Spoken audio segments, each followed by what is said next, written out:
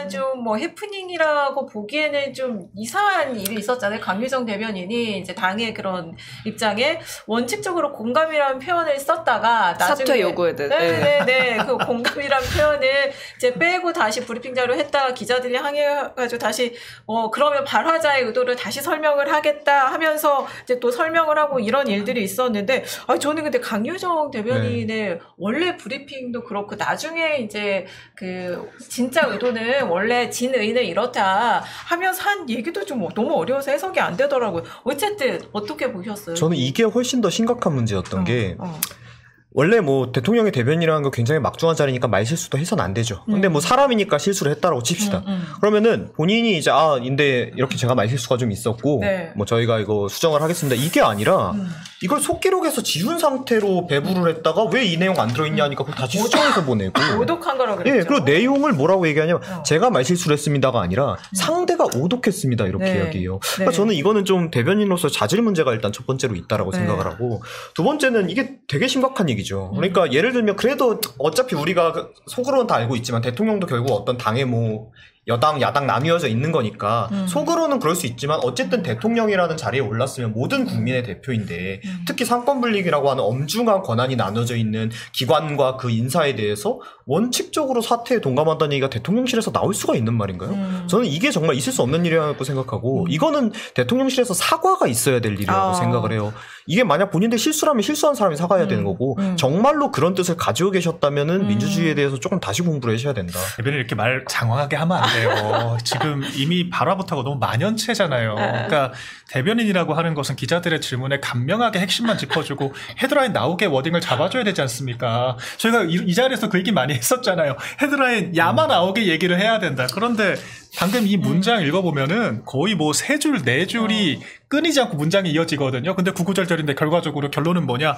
원칙적으로 공감한다 한마디만 남은 거잖아요. 그럼 당연히 기자들 입장에서는 그걸로 헤드라인을 잡는 게 너무 당연한 승리거든요. 기자 100명이 들었으면 저는 거의 100명 다 근데 그거를 강유정 대변인이 8시 반에 첫 브리핑이 있었는데 11시 반까지 5차례나 이것을 속기록을 바꿨다라고 하잖아요. 그러니까 그러면서 중간에 뭐라 그랬냐? 세 번째 이 수정을 하면서는 오독이라고 하면서 기자들한테 오보라고 해서 오보. 근데 기자를 하셨으니까 잘 아시겠지만 아니 대변인이 그 언론에게 오보라고 표현을 했다라고 하는 것은 굉장히 모욕적인 얘기를 한 거거든요. 네가 기사를 잘못 쓴 거야. 없는 얘기를 한 거야라고 한 거지 않습니까?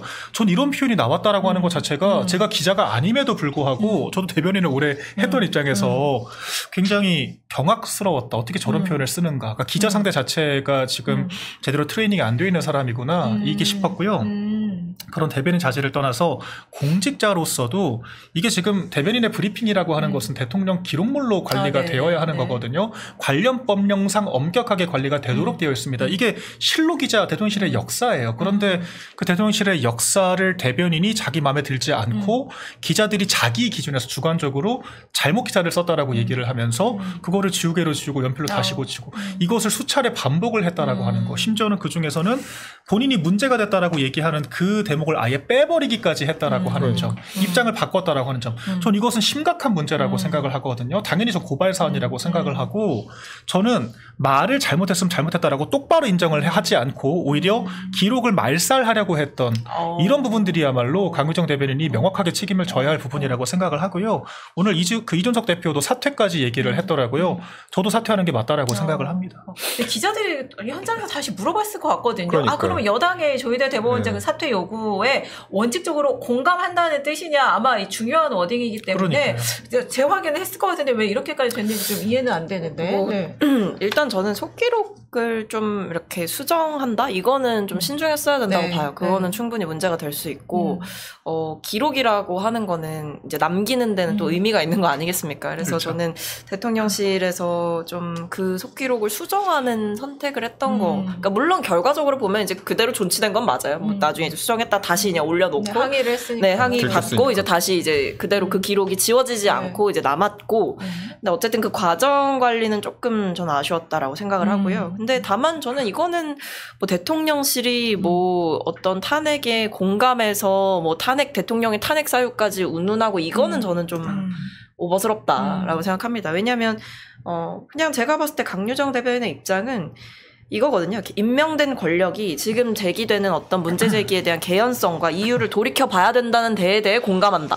이거잖아요. 그러니까 이 개연성과 이유를 돌이켜 봐야 된다는 데 공감한다라는 거는 이 사퇴를 해라 마라에 대해서가 아니라 어쨌든 자성의 목소리가 있다는 거를 인지를 하고 살펴볼 필요는 있지 않느냐. 그러니까 이 문제 제기 자체에 대한 대통령실의 입장이 저는 뭐 있을 이유도 없고 뭐 정무수석께서 정리하셨지만 논의한 적도 없고 앞으로 논의할 일도 없다 이랬잖아요. 조희대 대법원장 사퇴에 대해서. 그래서 그런 어떤 대통령실의 특정한 입장이 있어서 나온 얘기는 아니었다고 생각을 하고 아마 이제 계속 뭐 대통령께서도 강조하셨던 이 선출된 권력에 대한 존중과 그리고 임명받은 권력들이 좀 혹은 공직자들이 좀 견제해야 되는 부분이 그러니까 본인 스스로 좀 경계해야 되는 부분들이 이 권력이 본인에게 처음부터 주어진 게 아니라는 거. 그러니까 국민들을 통해서 주어진 권력이라고 한다면 항상 이거를 좀 고민을 해야 된다라는 거. 이런 취지에서 좀 연장선상으로 얘기한 거다라고 봐서 저는 이게 뭐 오보라는 단어가 이제 물론 기자들 입장에서는 좀 당연히 아니 원칙적 공감이라는 얘기를 했으니 우리는 썼다 이렇게 얘기할 수 있지만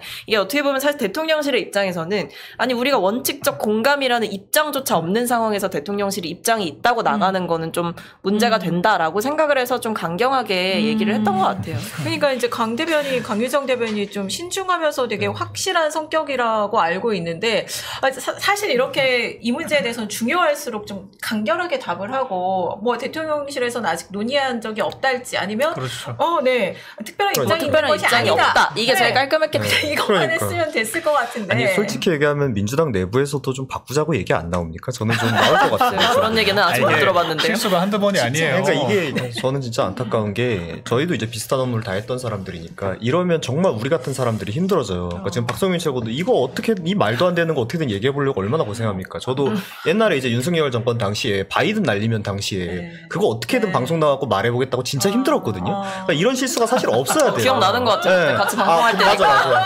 제가 엄청 털고 진짜 헛소리 많이 했을 거예요, 제가 막 횡설수설 했을 거야. 근데 어쩔 수가 없어요. 그러니까 이게 결국에는 윗사람들도 힘들게 만드는 거고 아랫사람들도 힘들게 만드는 거라서 저는 솔직히 얘기하면 지금 민주당 패널 나오시는 분들은 솔직히 속으로 저거 왜 저러시 그러실 거예요. 그러니까 좀 이런 부분은 시정될 필요가 있고 이게 몇 번 반복됐으니까 뭐 한 번쯤 인사교체 가는 것도 좀 좋다라고 생각합니다. 굳이 이런 사소한 걸 가지고 우리가 어떤 정력을 벌일 필요는 없다고 생각하거든요. 이게 대통령실 대변인이 어느 기관이나 어느 정당이든 뭐 대변인은 정말 바쁘죠. 새벽 아마 제가 볼 때 한 새벽 6시 전 새벽 5시 그렇죠. 반부터 아마 네. 전화로 시작을 할 거예요. 네. 밤 자기 기자들 직전까지. 전화가 5시부터 오기 때문에 네, 수백 통이 올 거예요.